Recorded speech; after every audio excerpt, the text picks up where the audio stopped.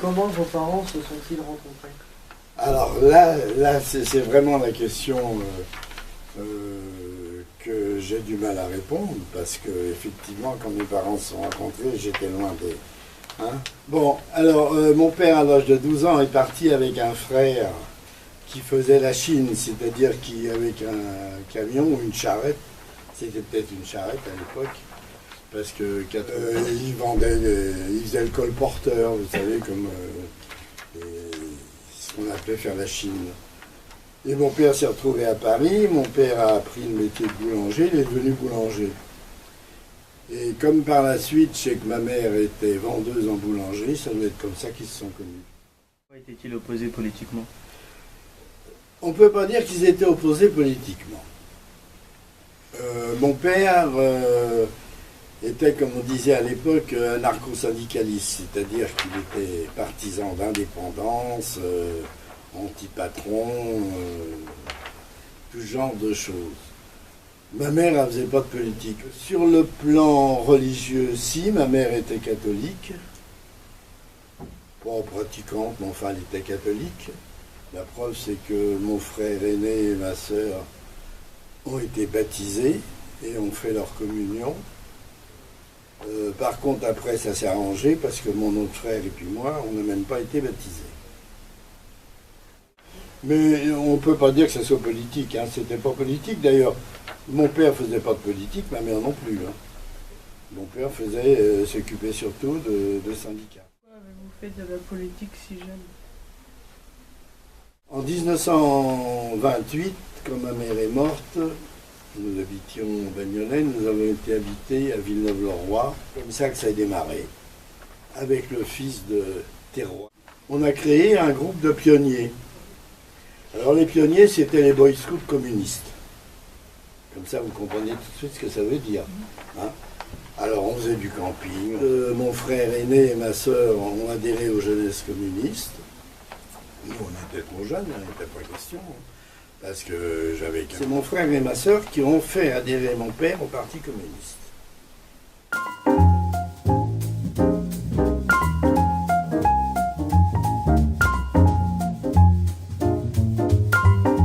Et alors, bon, 1934, le coup de l'histoire des ligues fascistes qui ont assiégé l'Assemblée nationale, tous les trucs. Un souvenir, je me rappelle, mon frère aîné, lui, il avait 23 ans, qui est revenu de là-bas en nous disant ça tire à la mitrailleuse, enfin tout. Février,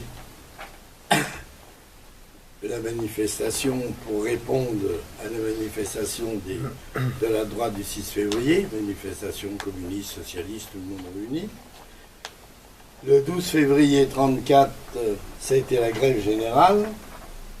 Alors là, un épisode, vous voyez. Mon frère, Pierre, le futur colonel Fabien, qui avait 15 ans, travaillait dans une usine à Villeneuve-le-Roi, dans une usine métallurgique. Ils ont fait grève, évidemment. Et ils ont été arrêtés par les gendarmes. Une manifestation s'est produite et a monté jusqu'à la gendarmerie et on fait libérer mon frère et puis un autre qui était avec lui, qui est devenu le futur maire, qui est devenu le maire de Villeneuve-le-Roi. Voilà comment on faisait de la politique. Le 1er mai, sur le plan syndical et ouvrier, il y avait la grève le 1er mai. C'était pas quelque chose d'autorisé, c'était quelque chose d'illégal, mais enfin, on faisait grève le 1er mai. Et nous, à l'école, on faisait aussi grève le 1er mai. Et on faisait des piquets de grève à la porte d'entrée de l'école pour empêcher les autres de rentrer. Et c'est comme ça qu'on est arrivé à la politique.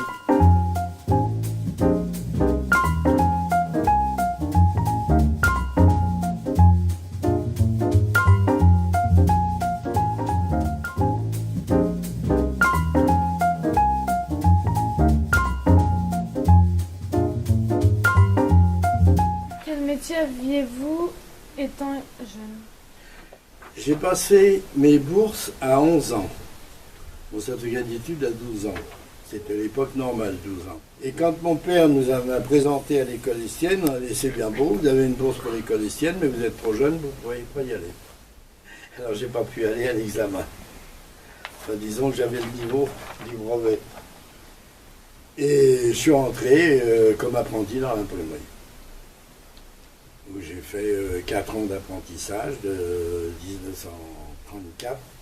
J'ai commencé à travailler en 1934, j'avais 14 ans. Et j'ai fait mes 4 ans d'apprentissage, j'avais 4 ans d'apprentissage pour l'imprimerie, jusqu'en 1938, où après j'ai continué dans l'imprimerie jusqu'à la guerre. L'artisan où je travaillais, à côté de l'école militaire à Paris, il en a eu marre des alertes le soir, il était âgé, son fils avait été mobilisé, il a fermé la boutique. Il y avait eu créé à Paris par le syndicat des métaux de la CGT, l'école des métaux, rue d'Angoulême à Paris, qui était dirigée par le futur colonel Roltan. Alors moi j'y étais pour apprendre le métier d'ajusteur. 3 jours après, l'école était fermée avec interdiction du Parti communiste et du syndicat de la CGT. J'avais été 3 jours à l'école. J'ai rajouté un 0 sous certificat, ça faisait 30 jours.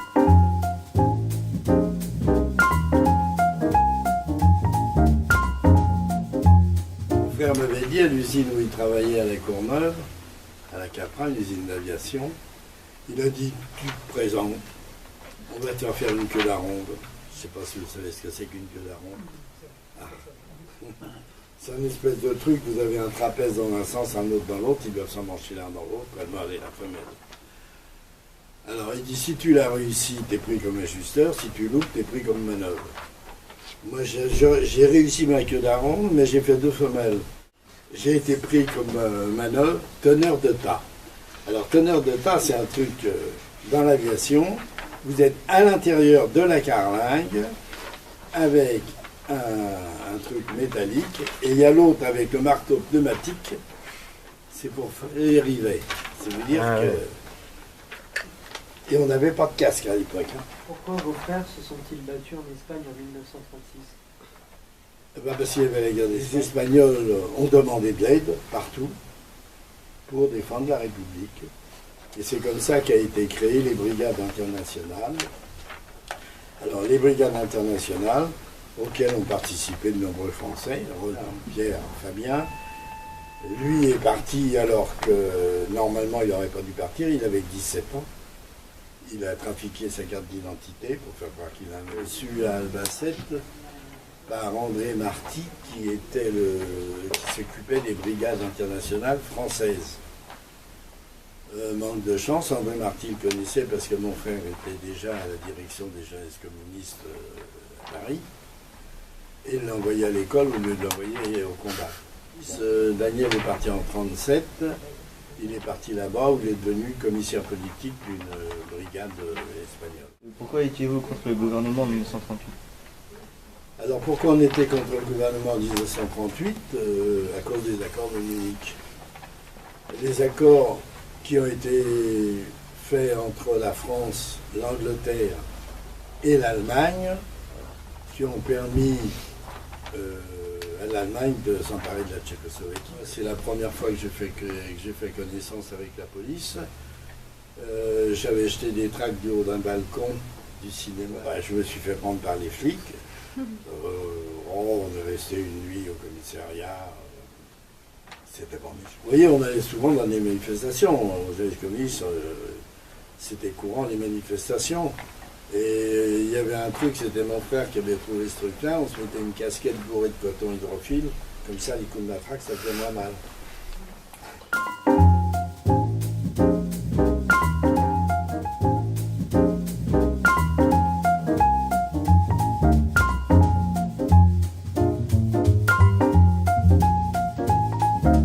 Le pacte germano-soviétique. Le Parti communiste a cessé, disons, le combat sur le moment. Mais nous, aux jeunesse communistes, on n'a jamais voulu cesser. On a continué. Notre travail consistait, disons, on collait des papillons sur les poteaux. Des papillons contre le nazisme, contre Hitler. On imprimait des journaux clandestins qu'on distribuait. Dans la nuit, là, du 1er au 2 décembre 1939, j'avais tourné la manivelle toute la nuit.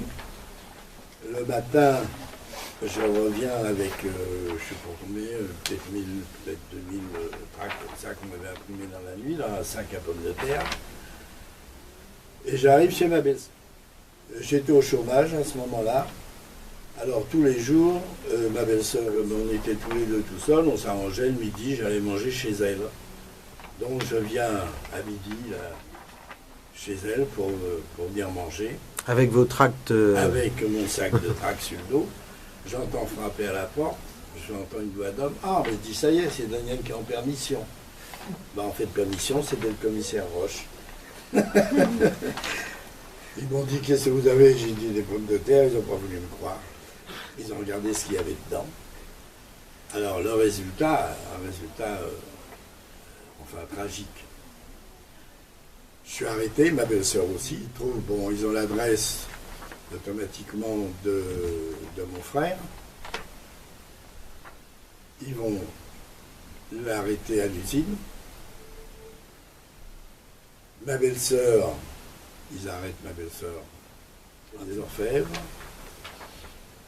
Oh, disons, c'était pas la torture, faut pas exagérer.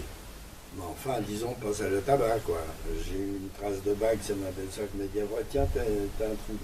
Une trace de bague, un flic qui avait une bague, quoi. Ils sont surtout acharnés sur mon frère parce que, comme il était connu, il était à la direction des jeunesses communistes de Paris, connu comme ayant été aux Brigades internationales, et c'est surtout lui. Ils en profitaient pour lui taper sur le ventre, il avait été blessé en Espagne, ils en profitaient pour taper sur la blessure. Enfin, le commissaire Roche, je m'en rappelle. Et puis on est resté là 48 heures, et après on a été transféré au dépôt, et après à la santé.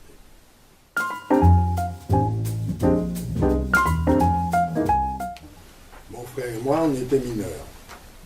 Donc, au quartier des mineurs, c'est le même quartier que les condamnés à mort. Les condamnés à mort sont au rez-de-chaussée, les mineurs sont au premier étage. Cellule, tout seul dans une cellule.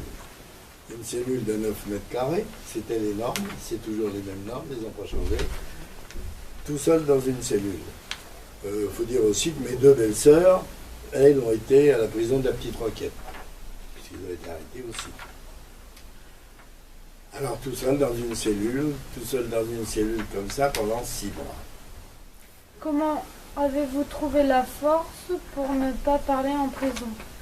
Quelle insulte avez-vous entendue alors? Comment avez-vous fait pour supporter la solitude pendant 6 mois? Bon, comment j'ai eu la foi pour ne pas parler? Disons qu'on nous avait un petit peu éduqués à l'époque. On parlait beaucoup. Il fallait parler beaucoup. Il fallait pas se taire. Il fallait parler beaucoup, raconter des tas d'histoires. Moi, j'ai raconté des tas d'histoires. C'était un gars qui m'avait imprimé qui m'avait tapé le truc à la machine. C'était un gars qui était sur le front à ce moment-là. Il y avait ce qu'il y a rien. Vous voyez, on parlait beaucoup pour en définitive, comme ça, ils en ont trouvé. Comment on reste 6 mois tout seul dans une cellule? Moi, je dirais que ça m'a fait du bien. Je ne suis pas mécontent de mes 6 mois à la santé. D'abord, au point de vue santé. J'étais d'une santé assez fragile, j'avais été en préventorium, ma mère était morte de la tuberculose. À la santé, on mangeait mal, mais on mangeait. Alors qu'avant, avec mon salaire d'apprenti, Si je voulais aller au cinéma, il fallait que je saute un repas. Vers 39-40 a été un hiver très rude. Très rude, même les autobus ne pouvaient plus circuler dans Paris à cause du verglas, c'était un hiver très rude. À la santé, ils m'ont guéri mes engelures.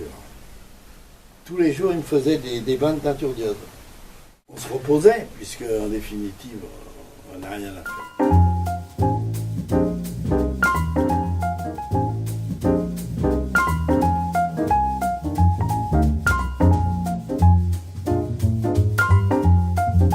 Alors, sur le plan moral, ça m'a fait énormément de bien.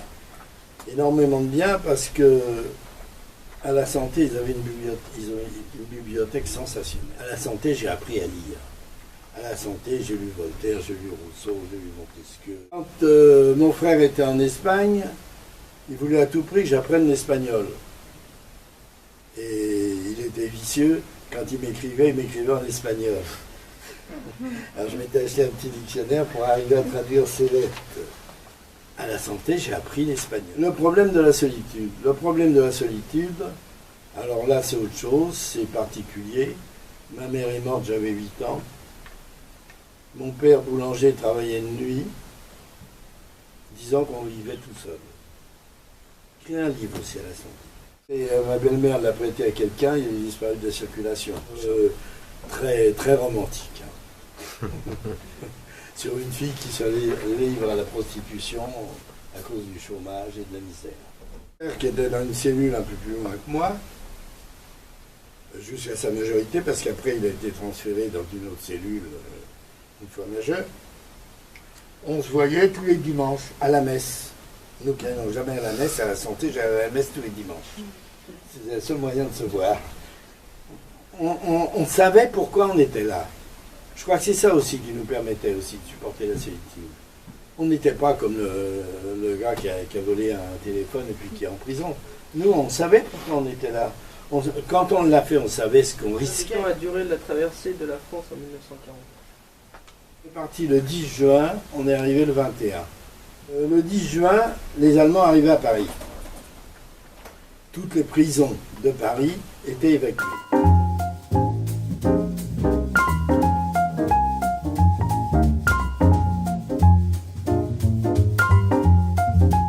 Et on monte dans des autobus, les autobus de la RATP. C'était les autobus à plateforme. Alors 50 par autobus. Un coup de peau, pour nous, 50, dans notre autobus, il n'y avait que des internés politiques. Et un garde mobile sur la plateforme pour garder l'autobus. Et on part. On part comme ça jusqu'à Orléans. Jusqu'à Orléans, où on est mis dans un camp, le camp des Grous. Et pendant 3 jours, on est là, disons sans manger. Avec notre autobus, c'est là qu'on a doublé en permanence tous les évacués, tous les gens qui évacuaient de la rue. C'était quelque chose de lamentable. Tous les gens avec des charrettes, il y avait des voitures, il y avait des chars. Et à intervalles réguliers, les avions allemands qui mitraillaient la colonne. Alors après du camp de Grous, d'Orléans, on est parti d'abord en autobus et puis après à pied. Et c'est là, pour le coup, je le dis peut-être, mais ça, d'ailleurs tous le disent, même tous ceux qui ont fait le voyage, c'est là qu'on a vu les gardes mobiles abattre ceux qui traînaient. Alors après du camp d'Avord, on a repris des autobus. Et puis on s'est promené en autobus comme ça, jusqu'à Gurs. On a eu un arrêt à Bordeaux.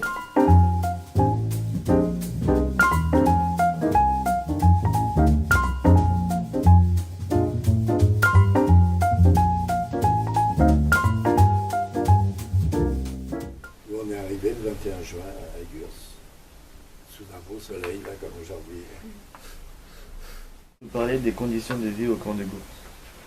Alors, à l'origine, ça a été fait pour interner les républicains espagnols. Nous, on est arrivés en 40.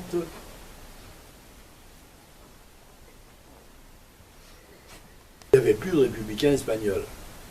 Les républicains espagnols avaient été...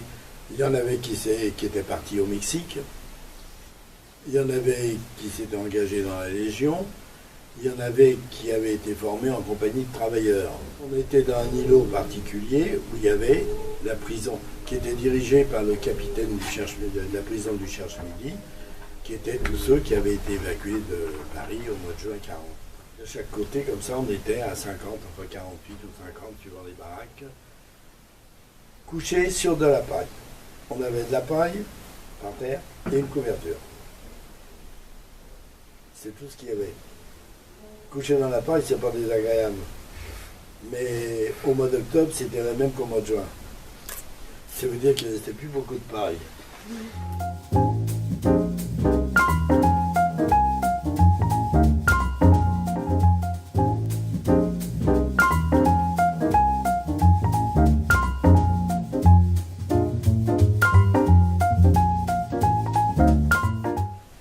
D'autant plus qu'il y avait les poux.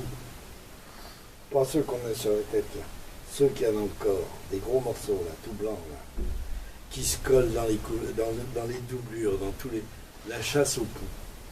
La chasse aux poux, ça, je crois que ça a été le plus terrible à Gurs. Parce que c'est infernal, hein. Alors les baraques, c'est des planchers, et puis en dessous c'est le vide. Et toute la nuit, les rats qui se baladent en dessous et qui ont besoin viennent au-dessus. Tout si on avait quelque chose à manger, il fallait le suspendre. Hein. Parce que sans ça, on ne trouvait plus rien. Donc la base de nourriture, les pois chiches et les pâtes. La viande très restreinte.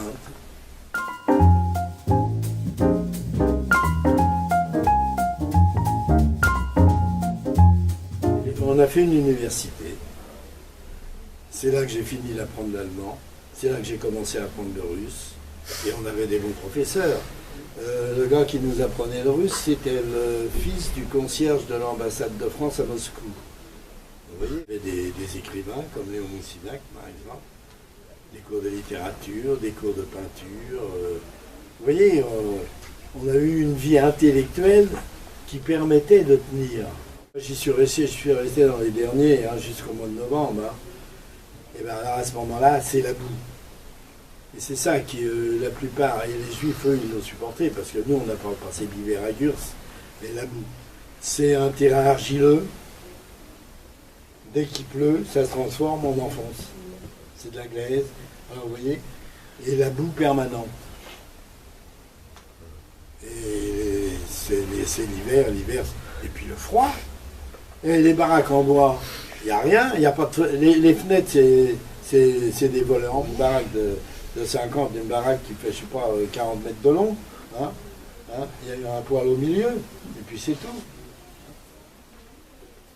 D'ailleurs, il y a beaucoup de... Dès qu'il y avait des déchets, même des volets de baraque, tout ça, qui passaient dans les poêles pour chauffer.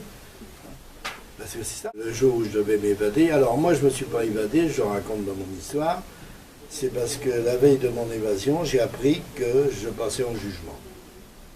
Alors du moment qu'on passait en jugement, pas question.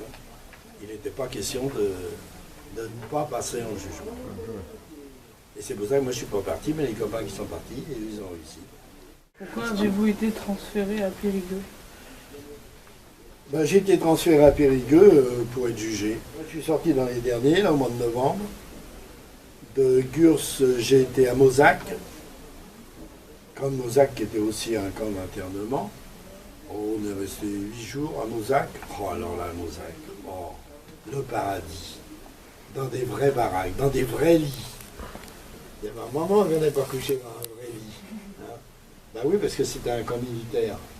Alors il y avait tout ce qu'il fallait. Hein. De là à la prison de la Perlerie à Périgueux. La prison de la Perlerie à Périgueux, c'est dans les caves. Alors là, c'est dégueulasse. Je suis resté 3 jours, c'était pas grave. Pour passer en jugement l'après-midi. Alors il y avait mon copain Rodier, ma belle-sœur et moi, puisqu'on était dans les trucs. Ma belle-sœur était la plus âgée. Alors automatiquement, l'avocat, il met tout sur ma belle-sœur, c'est elle la responsable, c'est elle qui a tout. Bah, moi, j'ai pas marché. Et puis j'ai dit la vérité, que c'était moi le responsable, qu'elle était pour rien. Bah, résultat, j'ai pris 6 mois de plus qu'elle, quoi. Et puis quelque part, eux, ils ont été libérés tout de suite, puisqu'il y avait déjà plus d'1 an qu'on était on était arrivé. Et alors là, après le jugement, alors là, j'ai été transféré à Nontron. Là, on va se promener à Nontron. Je dis, tiens, je vais montrer à ma femme où j'étais en prison à Nontron. Hein. Je cherche la prison, pas de prison. Je vois un vieux cantonnier, enfin un vieux cantonnier, on dit toujours un vieux cantonnier, hein, je ne sais pas pourquoi. Un cantonnier, je lui demande, il n'était pas jeune. Hein. J'ai dit, mais où c'est qu'elle est la prison? Il dit, il n'y a pas de prison ici. Ah ben je dis, je regarde, j'y étais. Quand? Je lui dis, ah ben c'est là-haut, c'est le collège de jeunes filles. C'était le collège de jeunes filles. Vous savez, ils ne savaient plus où les mettre, hein, les prisonniers. Le collège de jeunes filles qui avait été transformé en prison. Et j'ai lu la totalité des Misérables le soir à mes collègues de la chambre. Moi, je dis, je vais aller à Rochefort, puisqu'il n'était pas question de repartir à Paris, parce que je risquais de me faire arrêter. Comme j'avais ma grand-mère et puis mes oncles, tout ça à Rochefort.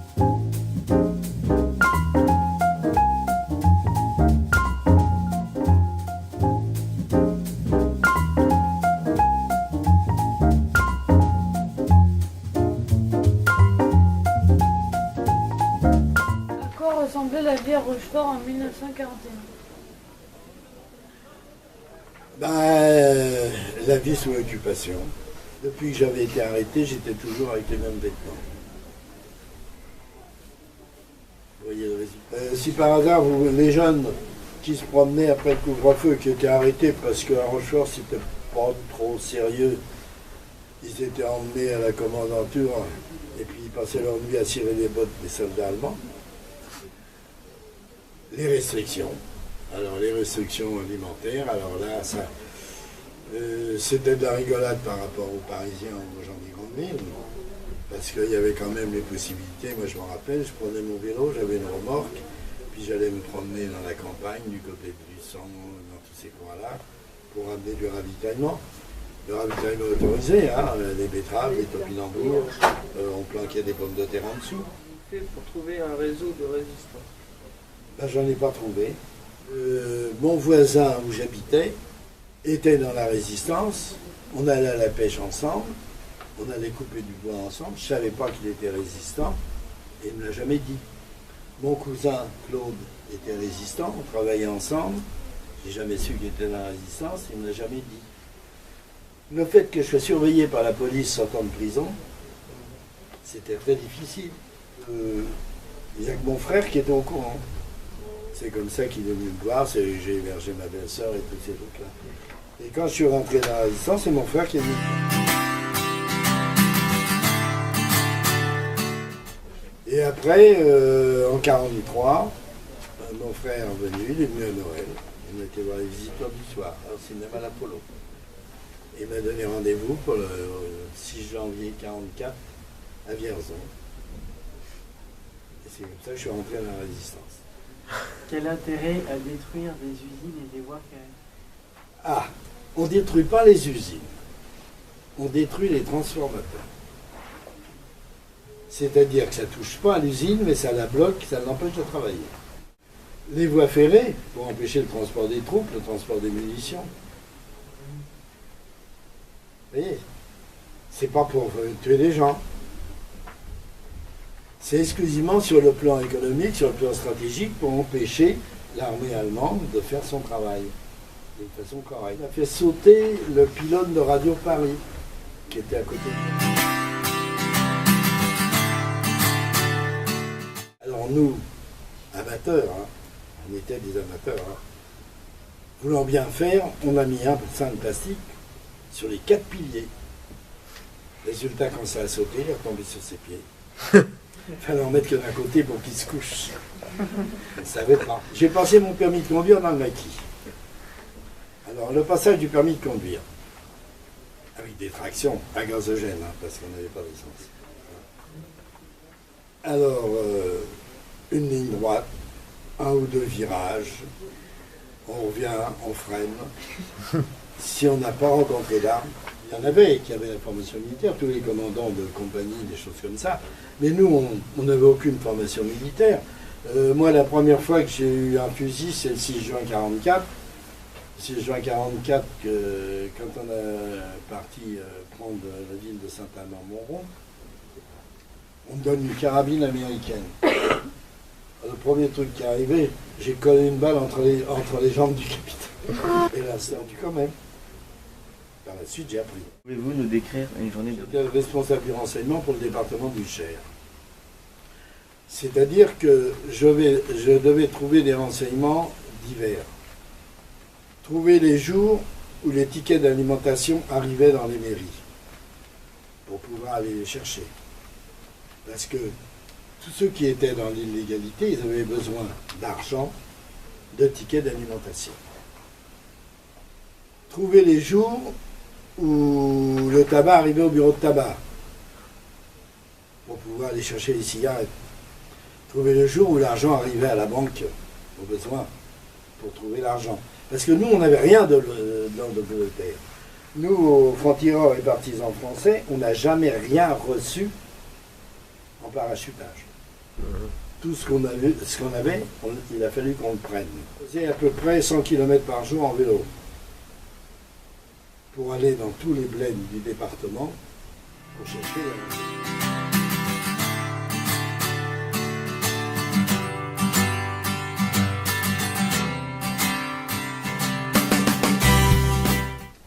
donne une carabine américaine. Le premier truc qui est arrivé, j'ai collé une balle entre les jambes du capitaine. Et l'instant où on ne combattait pas, on n'avait pas le droit d'être armé, d'abord parce qu'il n'y avait pas beaucoup d'armes. Alors il fallait laisser à ceux qui en avaient besoin. Et je ne savais pas me servir d'un revolver ou d'un fusil. Par la suite, j'ai appris. J'ai même été instructeur d'armement, j'avais des colonels comme élèves.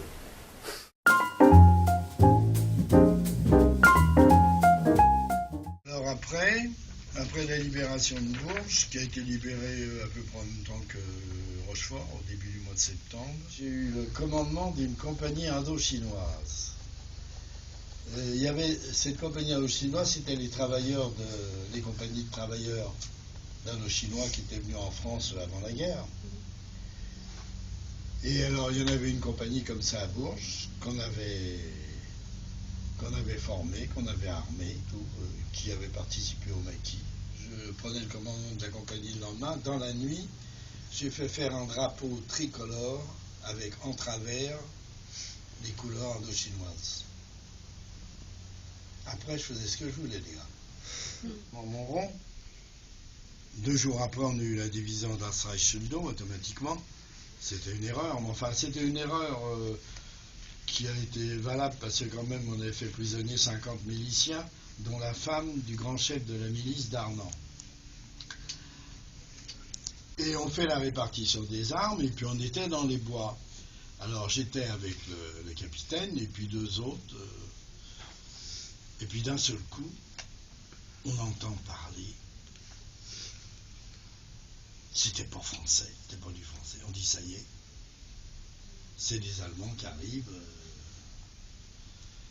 Alors instinctivement, on prend nos grenades, on découpille nos grenades, et puis on dit, quand ils vont arriver, on n'a pas le choix. Puis on entend parler, puis rien ne bouge. Alors il y en a un, si je me rappelle, c'était le plus gonflé de l'équipe. Il dit, je vais voir. C'était des paysans qui parlaient patois.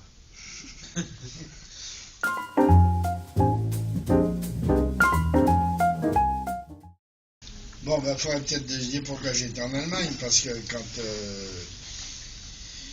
après la libération de Bourges, je suis resté à Bourges un certain temps, et un jour, ça devait être au mois d'octobre 1944, il y a un dirigeant de la résistance qui vient à Bourges. On avait décidé d'organiser une fête pour fêter la libération de Bourges. C'était à peu près son vrai nom, c'est Jacques Georges. Baudouin dit Jacques Georges. Il dit, j'en connais un Georges, Pierre Georges. Je dis, oui, c'est mon frère. Je savais pas que le colonel Fabien, c'était mon frère.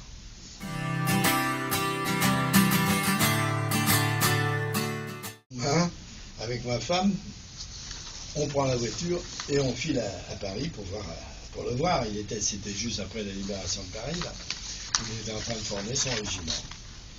Et alors, je ne l'avais pas revu depuis 1943, puis qu'il était venu à Rochefort. Bah, il dit, tu viens t'engager? Bah, je dis oui, il n'y a pas de problème. Il dit, t'amènes tous tes gars, t'amènes ta compagnie à dossier.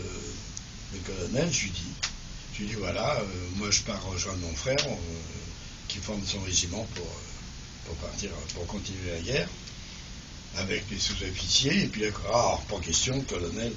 Et il y a eu la guerre d'Indochine. J'étais officier d'active. Donc normalement, je devais partir en Indochine, puisque le régiment partait en Indochine. Et moi, j'ai refusé de partir en Indochine.